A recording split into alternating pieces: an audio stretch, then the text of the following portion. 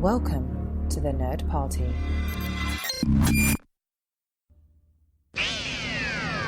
It can travel anywhere in time and space. Right. This is gonna be fun. Up we go into time and space! Welcome to Time and Space, the Nerd Party's dedicated Doctor Who podcast. I'm Jessica Nunn. And I'm her husband and co-host, Phillip Gilfus. So instead of teasing about Galley One, we're just going to talk about Galley One. That's right, we've been teasing for what? Well, we've been teasing since you were last with us, Kat, I think. That was a while ago. I know. And so, of course, we're joined by Kat once again from the Verity podcast. Thanks for joining us. Thank you for having me.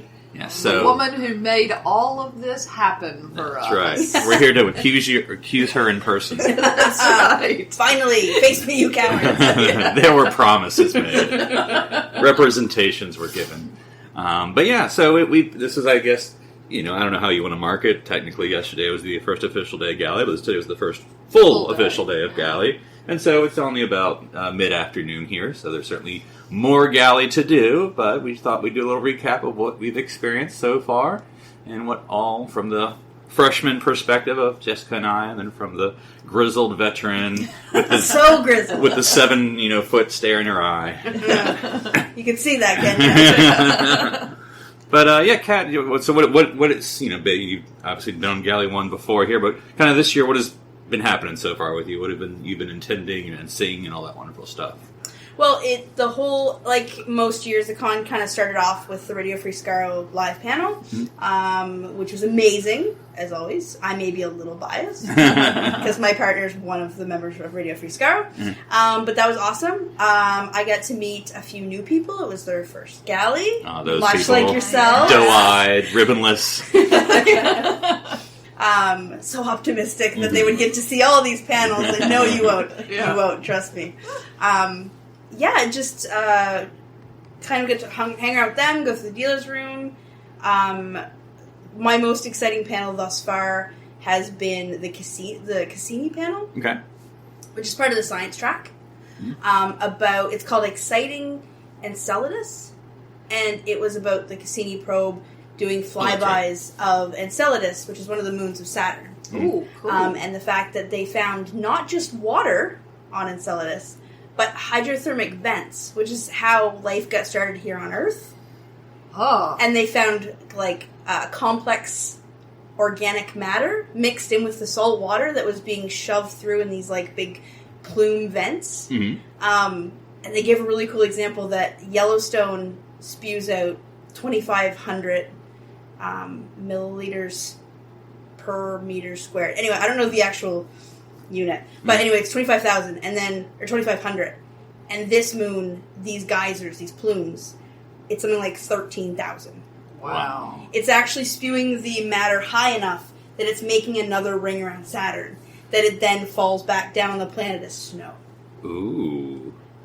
Right? Wow. Right? Now, Super exciting. who was on the panel? Or we don't, you didn't memorize all the names, but generally. No, it was Trina Ray. She is part of JPL, the Jet Propulsion Lab, who has a very active presence here at Galley as part of the science track. And they're actually doing a Mission to Mars panel tomorrow afternoon. Cool. So, super excited about that. See, Doctor Who, all about science, yo. Yeah, because I don't know, and I'm still getting into the fandom in certain respects, because, having gone to a Star Trek convention, not that surprising if you're going to have a science panel, but I know Doctor Who, if there's still, that element of science, interest. Yeah, plenty of people became scientists, engineers, because the Doctor is a scientist and an engineer, so yeah. But yeah, today's kind of my chill-out day.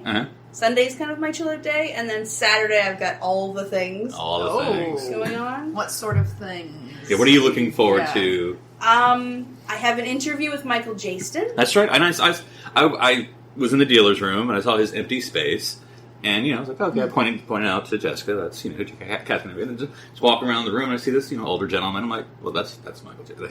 Helps that everyone has a name tag. That's Michael Jaston right there.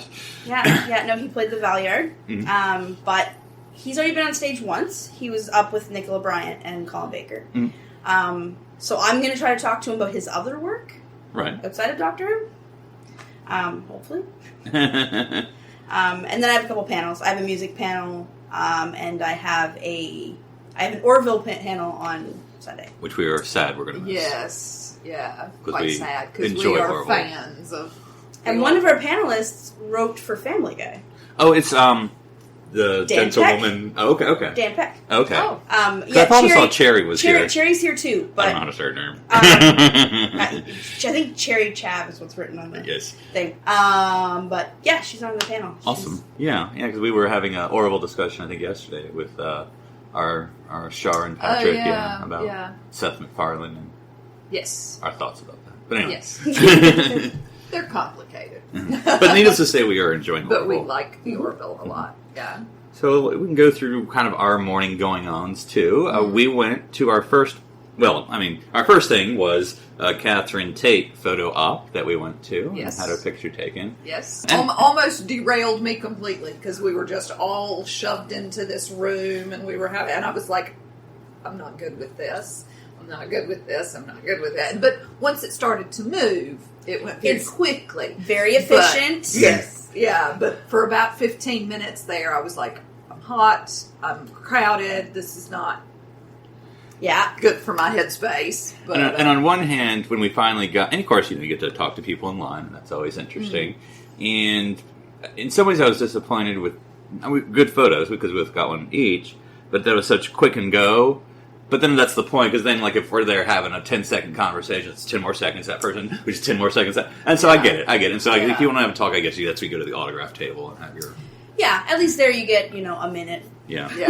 Yeah. And I can't even imagine, like, Catherine Tate's job this morning was to stand and smile for an hour. That's got to... With different people. And not be able to have any interaction whether you want to or not. That just, oh God, that just doesn't sound like fun to me. Because it's also, fans are all different, but like for me, because I don't know the one, so like in our photo, you're next to her, and I'm kind of like leaving room for Jesus there, because like, I was very aware. I'm sure of fans it. are all over her, but I'm like, I don't know how this works, Yeah, I'm the same way. The exception to that rule being John Barrowman. Yeah, he's going to grab your. Yeah, he's always going to be the. He's a little grabby. He is exceptionally professional until he knows that you're totally cool with it. Yeah.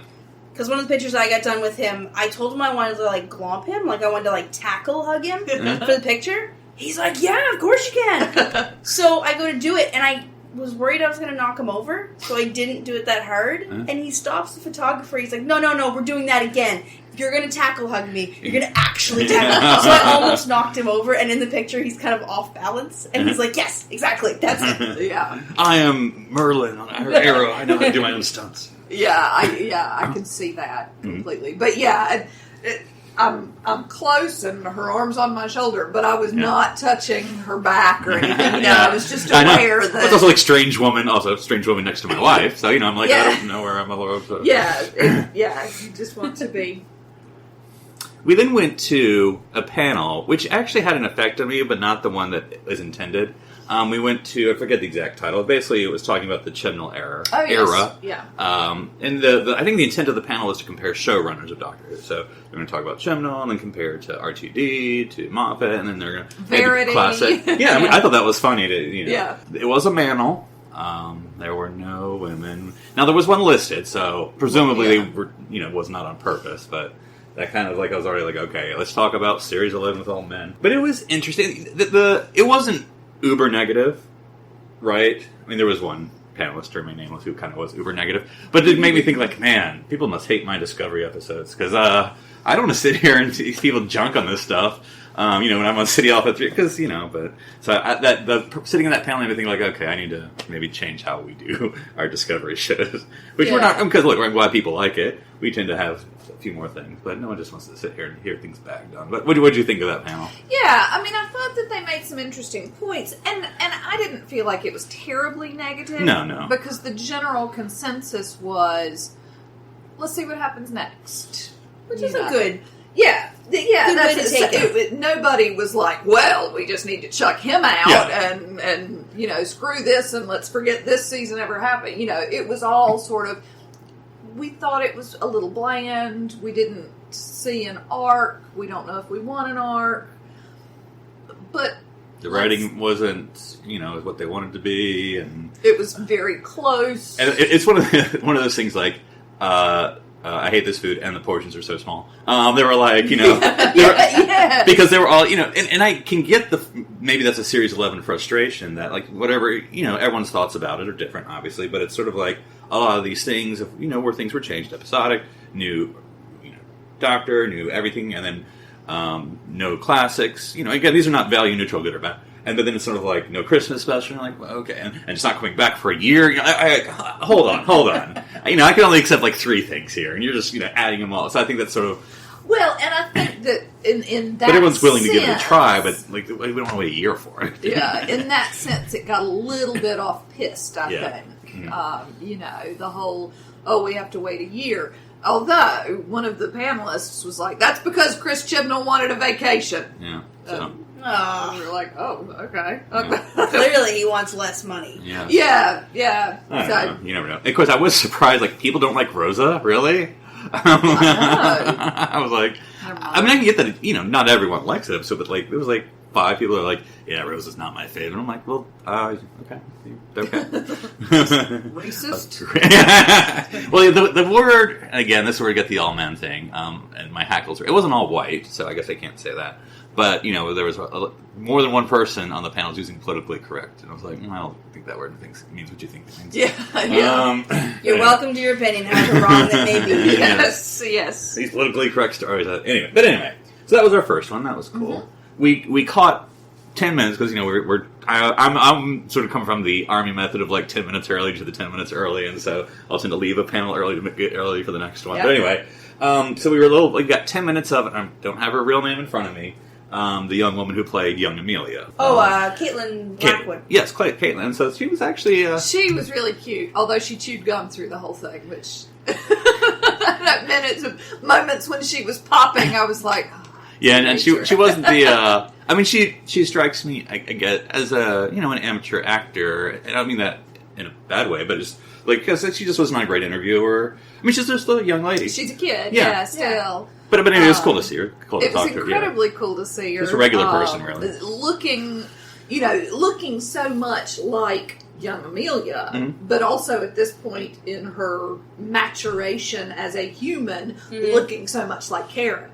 Yeah. And so that mix was really interesting. We're thinking like, oh man. You can see the family resemblance is strong. We're like, hey man, if we see her later, because she said she really likes America. I don't think she's just saying that. But we're like, oh, we should get her a drink later. And we're like, oh, is she old enough? I don't know if she's old enough. If she's America old enough, I don't know. I don't think she is. I don't know, but it's been a long time since Matt's but she was talking about how she just finished college, which would make her 18 or 19. Yeah. So I don't think she's old enough to drink. Yeah, not old enough to drink here. She would be in Canada. Yeah. Because the panel we were waiting for, and I'm not going to bring down the tone here, was pretty cool in theory, but it was I don't have people's real names here, but it was Susan and Ian, Russell and Carol. William Russell and Carol Ann Ford. Yeah. Exactly. So Carol's great, obviously. She was a lot more interesting than I thought she would be, and had really interesting stories. Russell, I'm afraid William Russell is just, he's 94. And he didn't, as a friend of mine who saw the panel, actually a friend of mine who interviewed him, was on the panel. He just doesn't have an hour in him. He has a good, and I'm not trying to be funny, he's probably 15 minutes is what he has in him. Yeah. You're 92, for goodness, 94. Yeah. He didn't understand all the question. They're just, he would get lost in a thought, and it was just a little bit pitiful. Although, because I was like, how old is this guy? So we Wikipedia'd him to find out how old he was, and I didn't realize that he was... Oh my gosh, his son. You know who his son is? Albert Enoch? From Harry Potter. This is the bad way to describe him, the black kid. In Harry Potter with the curly hair. And he's also on How to Get Away with Murder, or was on How to Get Away with Murder. Oh, okay. Oh, I didn't know that. Alfred Enoch. I didn't either. Alfred. I think I said Albert. Yeah. Because apparently, without doing wiki during a podcast, I think that's the second marriage, I think. And then... he was 64 when his son was born. Yeah. So, but anyway. So there you go. That was a random bit of trivia. Yep. Age does not hold him back. Yeah, sure. Well, at least doing some things. Yeah. Can't necessarily do an interview, but can apparently procreate. When I say a good 15 minutes, Sarah. Anyway, moving on. So yeah, that got a little bit. Yeah, we left a little angsty, early just because it was, difficult. And Carol was dealing with it beautifully. She would sort of push a little bit and try, but it was just made me. I'm sure he would be great to interview if you were editing. Yeah. Have him sit, and you can remember, you can push prompt him, and he'll, so but then you can edit it, and it would be something cogent. But he's just an older gentleman, and I know he's making money presumably doing this, but just let him go and and if as long as they're not trotting him out, if he's willing to do it, come on out, But cool. Yep.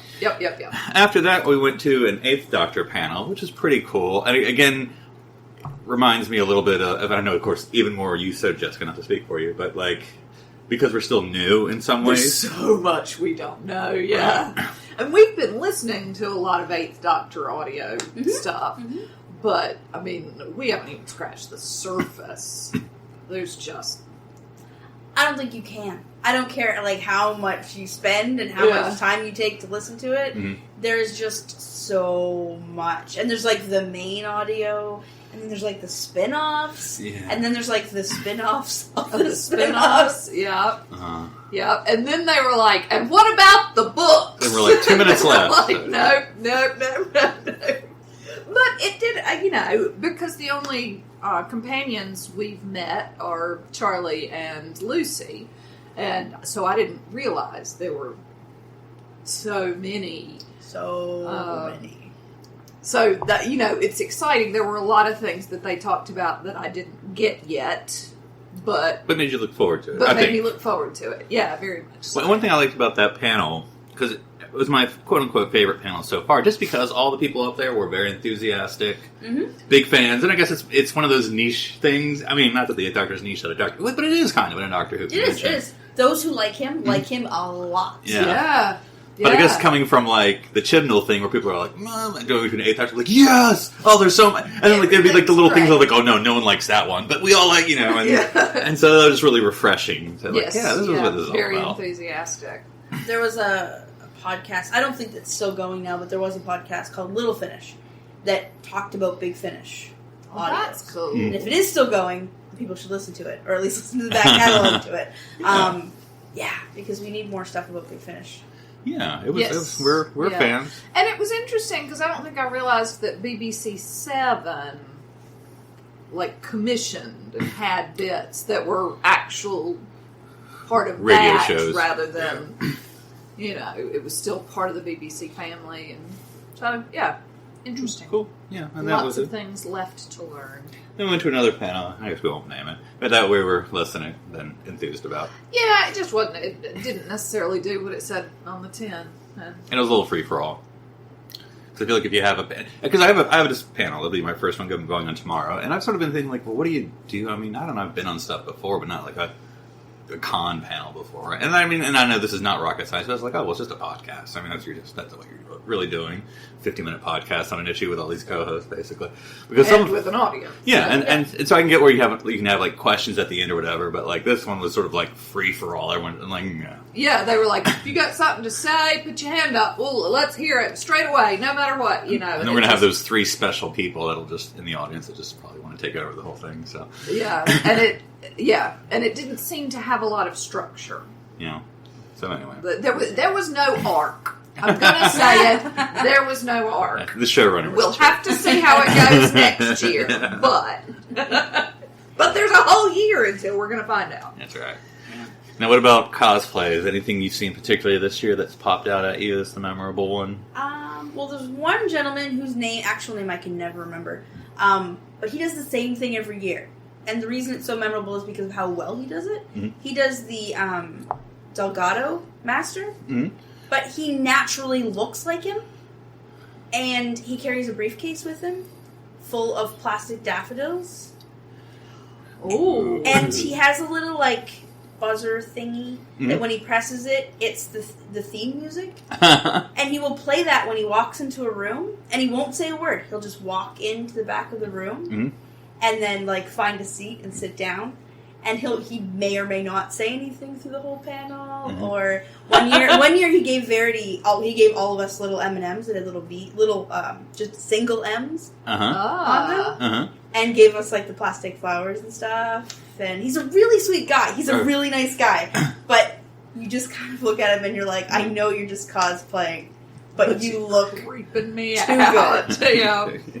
Now we saw the Girl Scout Weeping Angel. Yes, the Did you Girl see Scout the Girl Scout Weeping Angel. And we got Girl Scout cookies. I mean, Yes. how could you not? So, Yeah. It's $5 each. Come on, people. Yeah, and also there was a Girl Scout Weeping Angel. Yes. So If you you're got gonna to sell support 'em, that. yeah. We gave her $5 just so we could take a picture, and we got cookies as well. So Because she was into it. she was phenomenal. So that was Covering a her lot of eyes, too. Just a little Yeah, and we also saw a little tot dressed as little young Amelia. So Aww. rushing with her little stocking cap and sweater. Wellies, and it was so cute. There was a 13th Doctor cosplay meetup, Uh-huh. and the whole room was just 13th Doctors. Mm-hmm.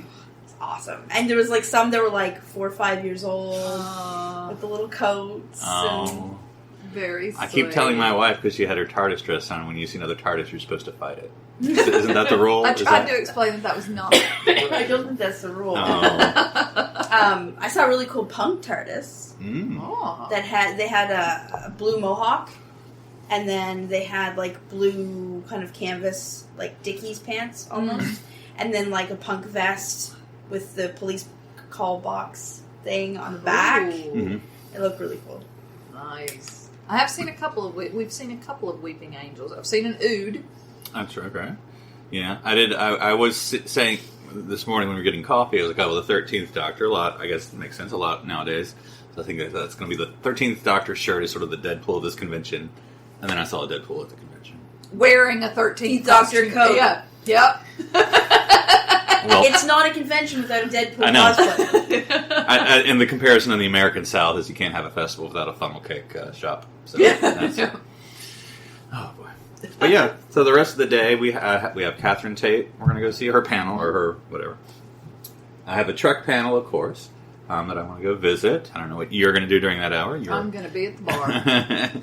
And then I will meet our co-host from City Alpha 3, Darren, since he lives in LA, and then see what we can join in for the late night. Because I know, I'm sure, after night or after dark galley or whatever you want to call it, that has a lot of cool stuff. Because I think that's one thing that not that I've been to all the conventions in the world, but I think Gallifrey has such a long schedule during the day that I find very impressive. Because usually, things will stop at when it's 8 or something in other conventions, and people still have fun and LobbyCon and all that. There's nothing organized.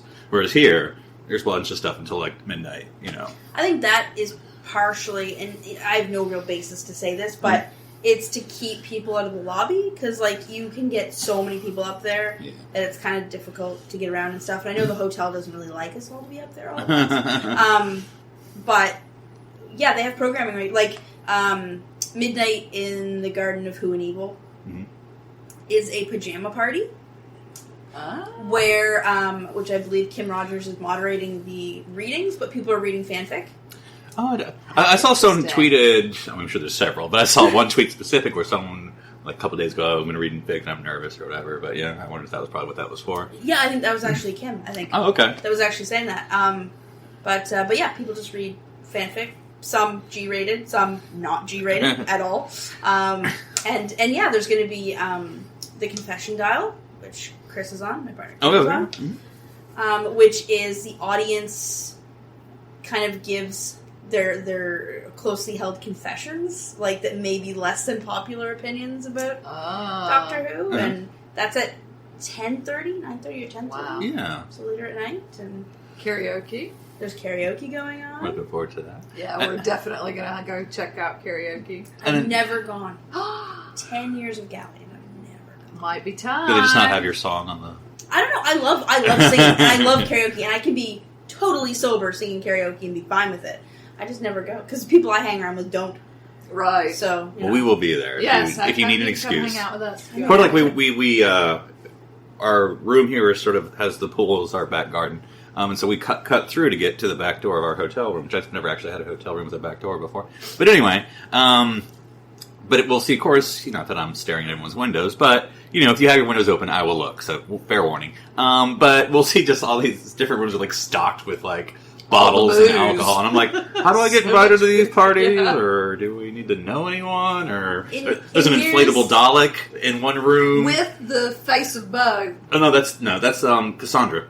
Oh, is it Cassandra? Yeah. Oh yes, no, you're right. Yeah. Yep, in the window. In days past, when you could get a ticket, day before or day of, right? We had a lobby con, which there still is a lobby con now, but this is kind of people would bring their leftover alcohol to the lobby, and everybody would do this, and everybody would bring their leftover mixers on the lobby, and then everybody would just drink for free. Just pour it all in a big bowl as a grog and mix it up. Some people did. This is a DJ party is what this is. But I mean, I say this so many times when people I think people are starting to think that I just am making it up, but Galley is such an inviting place and such an inviting space that you have people just randomly joining conversations, and the people that are having the conversation are like, oh yeah, totally cool, yeah, that's fine, go ahead, in your pop. Yeah, that's why we were playing our Doctor Who Time of the Daleks board game and got some people coming up, and that was cool. Yeah, it's more of a conversation starter than anything, I guess. Yeah. We didn't learn much about how to play it, but and I'm forcing my wife to talk to people, because there was this one young lady, I didn't catch her name unfortunately, but she was making these, I don't know what you call them. Bow ties. Well, no, I mean oh, they're crocheted. Crocheted, sorry. Bow ties. And she just has a basket of them just given away. And, of course, I think she's crocheting during all the panels, too. Yeah. But, I mean, that's always wow, that's pretty cool. People are just giving stuff away, being creative. Yeah. Well, and I didn't want to go, it feels rude to be like, oh my God, can I have that? But that's the thing, that's the kind of place it is. Yeah. It's almost expected. It's your socialism you always wanted. Don't. Not with the Canadian here. You don't want to start this fight, because that is one you will lose, mister. Cool. But yeah, there's a lot to look forward to, and so anything that is on your to-do list this galley?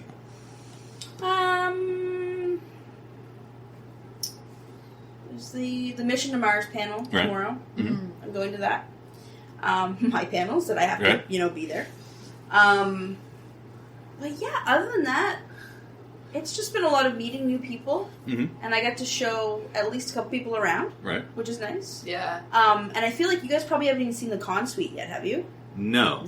Where there's free food and free drink? I was just thinking, I know this, but I don't know where it is. Okay, yes. I'll show you later on. That's the first place I'm like, if you need to eat and drink and you don't know where to go here. Start here. Free. So it's been, Galley, when Chris and I get here, we always get here on a Tuesday. And we're kind of here when other people start landing on Wednesday and Thursday. And we both say, welcome home, because this is home for a lot of people, especially people who back home maybe have families that don't really understand them, or they differ on political views or what have you. This is home. This is the safe place where you can talk about your favorite show. And even though nobody talks about Doctor Who at a Doctor Who convention, we talk about everything else. It is nice to kind of be back with your tribe. Which, once you're here once, you have a tribe. And everybody, every person that we've said to, oh, this is our first year, they're all like, welcome! Do you need anything? Can I help you find something? You know where you're going? Everybody's just been fantastic. And it hadn't been too crowded, which was important for me. Yeah. So, yeah. The lobby can get a little hectic, but it's not crazy. Yeah. And the dealer's room was a little hectic, but again, it's not so hectic that I need to escape. Yeah. For a little while. So, Cool. This is good. Well, folks want to talk to you about anything else about Galley or Doctor Who or anything else, where can they reach you on the interwebs? On the interwebs. Well, I'm on Twitter, at Xanister. Actually, at Xanister for pretty much everything. Except for DeviantArt. Somebody stole my account on DeviantArt. Oh, no. And that's not me. Actually, it's completely blocked now. Because they did a whole bunch of bad things. Anyway, Xanister's always me. Verity podcast. I would be remiss to not mention Doctor Whose Line Is It Anyway? Right, of course. The Doctor Who Improv podcast that I And as myself. well as yourself. Yes. Are part of. And Jessica, that ever one of these days. Yeah, I've sat in on You've conversations where we wait for people to show up. And you've recorded intros. And I have recorded intros. Yes. There you go. Yes. You're halfway there. Cool. All right. Well, thanks, Kat. And for that, we'll go into the TARDIS library. When you close your eyes, I go to the library. go to the library now. So, into the TARDIS library, darling. Since we were talking with the Ninth Doctor with Shar, I thought we would talk the Ninth Doctor book. Excellent. So, I've recently read a Ninth Doctor adventure called The Deviant Strain by Justin Richards. And the synopsis is as read: The Novrosk Peninsula, the Soviet naval base, has been abandoned. The nuclear submarines are rusting and rotting, cold, isolated, forgotten, until the Russian special forces arrive and discover that the Doctor and his companions are here too. But there's something else in Novrosk, something that predates even the stone circle on the cliff top, something that is at last waking, hunting, killing. Dun, dun, dun. Can the Doctor and his friends stay alive long enough to learn the truth? With time running out, they must discover who is really responsible for the Deviant Strain. Take a drink. This is the title of the book. All right, so this is actually really interesting because not only is it the Ninth Doctor, so it's very good Ninth Doctor characterization, and Rose, Captain Jack as well. Oh, Yes, and it was very interesting. with the Ninth Doctor? Yes, he always was. Okay. Yeah, and so I really heard, I thought there was a great characterization with Captain Jack, which I think is funny, because, and this is maybe just because I know the character well, because obviously he's an American accent, but uses British terms. So I'm reading British terms, but I can still hear his American voice. All right. Because Is it like when you imagine me talking? yes, I always imagine you as John Barrowman, darling. It really helps things. Happy Valentine's Day, sweetheart. But this is sort of an interesting book where as it says, the TARDIS crew arrives in Russia, and there's this sort of, not Stonehenge, but sort of this Russian, or these stone circles, and the book begins with this young boy and girl sort of meeting for, romance, but they get sort of Wink. touched by these stone circles, and he dies. The boy dies, and the girl is sort of turns into this old woman. Crikey. Yeah, and so that's sort of the story that goes from there, within this sort of this abandoned Russian town where there used to be like submarines and stuff, but end of the Cold War and everyone left and abandoned these people, and so, but now there's sort of this, and I can't remember the Russian term, but it's basically the Russian vampire. It's sort of the myths that go on in the town of the old woman who then takes energy to be young, but she's really an old woman, and the story goes from there because there's this research complex, and then there's these Russian military that's arrived, as we said in the synopsis, because there's these weird energy readings that they're supposed to investigate, and then the Ninth Doctor and crew are there, and so there's also these sort of blobs that are appearing, like the Thing or something, This sounds like a lot. Yeah, that have been sort of attacking people, and it sort of goes from there, investigating the mysteries, and there's even like a sort of your stereotypical old guy, blind guy who sees visions. Tiresias, yeah. Okay, so would you recommend it? Oh yes, I thought it was very good. I mean, it's actually like an action novel, which is not always is possible to capture action in book form. Yeah. But so if you don't mind, you've not just been reading the right books. Apparently, I guess. So, but yeah, I think they did a really good job capturing, like I said, Rose and Captain Jack and the Ninth Doctor's personality, and then sort of these other folks as well, to get into this mystery that's going on within perhaps an alien spaceship and other things as well. So. Okay, so I need to add that to my bedside table. Yeah. So yeah, because I think it's always, like I said, I from the cover it's the Ninth Doctor and Rose, so it's like okay, but then it's like Captain Jack as well, and so of course it does the great job of each of them having a story, like the Doctor's over here with the scientists, and Rose is over here with these people, nice. And then Captain Jack's over here with the military guys, and so everyone kind of gets a story that way. Fun. Yeah. All right, I'm putting it on the bedside table. Sure. Well, until next week, darling.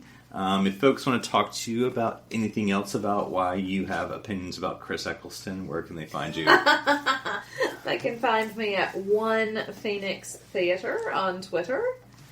And if folks want to talk to me about any other Doctor Who books I've been reading, they can find me at NC Public Servant.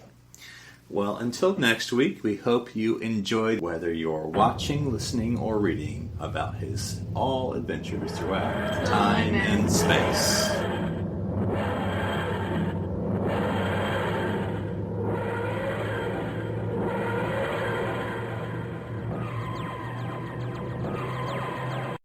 This is BBC Television.